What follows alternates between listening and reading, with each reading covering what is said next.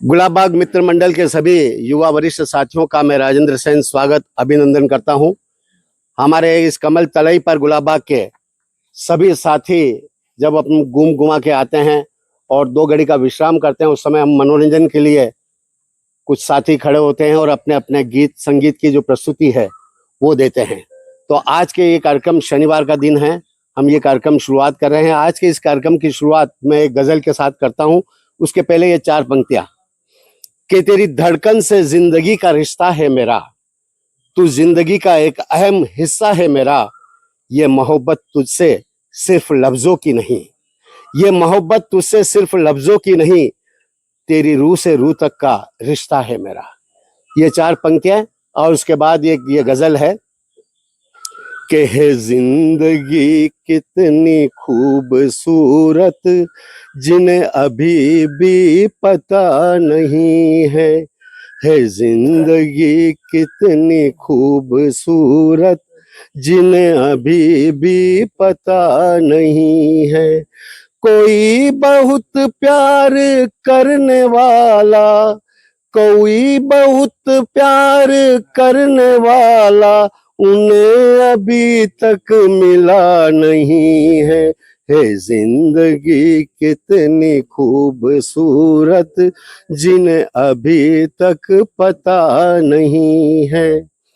चले जो आंधी वो तिनका बिखर जाए आशिया गम नहीं है।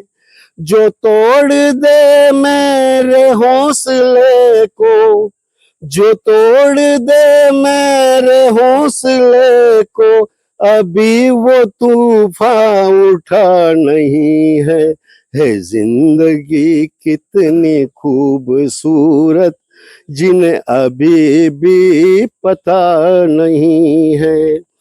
हमें तो मतलब है तो सिर्फ तुमसे, हमारे दिल में बस तू ही तू है। हमें तो मतलब है सिर्फ तुमसे, हमारे दिल में बस तू ही तू है। तुझसे मोहब्बत तुमसे शिकायत, अरे तुमसे मोहब्बत तुमसे शिकायत, और किसी से गिला नहीं है जिंदगी कितनी खूबसूरत, जिन्हें अभी भी पता नहीं है।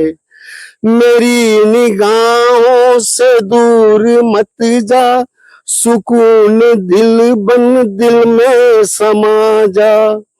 ये कह रही है हर एक धड़कन, ये कह रही है हर एक धड़कन, तेरे बिना कुछ मजा नहीं है जिंदगी कितनी खूबसूरत, जिन्हें अभी भी पता नहीं है। कोई बहुत प्यार करने वाला, कोई बहुत प्यार करने वाला, उन्हें अभी तक मिला नहीं है जिंदगी कितनी खूबसूरत, जिन्हें अभी भी पता नहीं है, जिन्हें अभी भी पता नहीं है। तो ये एक गजल आपके सम्मुख मैंने प्रस्तुत की और अब मैं हमारे नवरत्न जी गौड़ साहब को देता हूँ एक कविता जो उन्होंने माँ के ऊपर एक लिखी है, वो अपनी एक कविता प्रस्तुत करेंगे।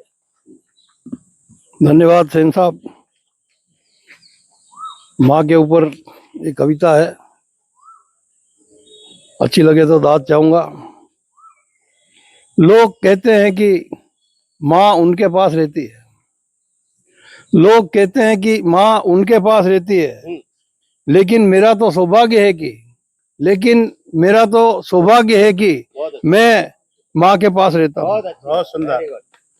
और मेरा सौभाग्य यह भी है कि, और मेरा सौभाग्य यह भी है कि मैं इकलौता हूँ।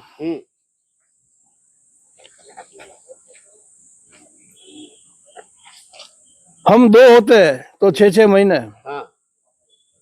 हम 3 होते हैं तो 4-4 महीने, और हम 4 होते हैं तो 3-3 महीने।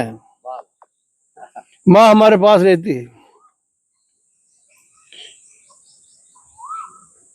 लेकिन मेरा सौभाग्य है कि माँ मेरे पास नहीं रहती, मैं माँ के पास रहता हूँ। स्कूल कॉलेज के देर से आने पर फिक्र किया करती थी, फिर ऑफिस से देर आने पर चिंता किया करती थी। अब तो मैं सेवानिवृत्त हूँ, लेकिन माँ की चिंता से निवृत्त नहीं। आज भी वो मेरे पोते को कहती है कि तेरे दादा को फोन लगा, अभी तक आया नहीं। फिर मैं 66 साल के वृद्ध से 6 साल का बच्चा हो जाता हूँ, जब वो कहती है कि दूध पिया कि नहीं। जरा सी तबीयत खराब होने पर वो वारती है नमक, मिर्च, राई और बांध देती है काला धागा, क्योंकि वो माँ है और मेरा सौभाग्य है कि मैं माँ के पास रहता हूँ। धन्यवाद। बहुत अच्छा, वेरी गुड, बहुत अच्छे, बहुत सुंदर। गौर साहब ने माँ के ऊपर अपनी ये पंक्तियां, अपनी लिखी रचना को आपने प्रस्तुत किया है। और अब मैं हमारे लालचंद जी कुमावत साहब से निवेदन करूंगा कि वे भी अपनी बात कहें। धन्यवाद भाई साहब। गीता में लिखा है, वक्त तय है, जगह तय है, घटना तय है, घटित होना तय है। जितना बेहतर आप खो रहे हो उससे भी बेहतर आपको मिलेगा। जितना बेहतर आप खो रहे हो उससे भी बेहतर आपको मिलेगा। क्रोध आए तो खुद से लड़ो, क्रोध आए तो खुद से लड़ो, लोगों से नहीं। मुसीबत आए तो समय से लड़ो, खुद से नहीं। तुम स्वयं के लिए इतने पर्याप्त हो कि तुम्हारे समस्त गांव तुम स्वयं बन सकते हो। धन्यवाद। बहुत बहुत बढ़िया, बहुत बढ़िया, बहुत कॉमेडी तो नहीं रहती। अच्छा। मैं हमारे कमल जी अग्रवाल साहब है, इनके थोड़े से मुंह में प्रॉब्लम है बोलने में अभी, तो इन्होंने एक सुविचार एक हमें दिया है जो मैं आपको पढ़कर सुना रहा हूं कि विचार ऐसे रखो कि तुम्हारे विचारों पर भी किसी को विचार करना पड़े। समुद्र बनकर क्या फायदा बनना है, तो छोटा तालाब बनो जहां पर शेर भी पानी पीने आए और गर्दन झुकाकर। बहुत सुंदर विचार इन्होंने रखे, मैंने आपके सम्मुख प्रस्तुत किए हैं। आप में से कोई अपना और साथी? भाटी साहब, अरे भाटी साहब आएंगे। अच्छा, आप भी आए। क्या आपका नाम बताएं? हाँ बोलो, आप बोलो, नाम बोलो इसमें। प्रदीप श्रीमली। हाँ।